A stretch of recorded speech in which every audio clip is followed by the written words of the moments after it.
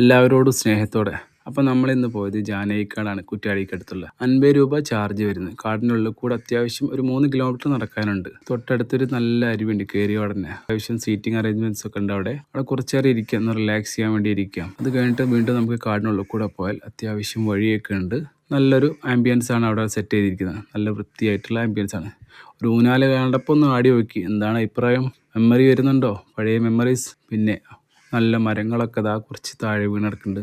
അത്യാവശ്യം നല്ല രസമുണ്ട്. കാടിനുള്ളിൽ കൂടെ യാത്ര ചെയ്യാൻ കുറച്ച് നടക്കാനുണ്ട് കേട്ടോ, ഒരു 3 കിലോമീറ്റർ നടക്കാനുണ്ട്. പിന്നെ അവിടെ കണ്ടല്ലോ കുറച്ച് കുട്ടിക്കുരങ്ങന്മാർ ഊഞ്ഞാലാടുന്നത്. പിന്നെ അത് കഴിഞ്ഞിട്ട് ഇതാ കുറച്ചും കൂടി പോകാനുണ്ട്. കുറച്ച് നടന്നു കഴിയുമ്പോൾ നല്ല സ്ഥലങ്ങളാണ്.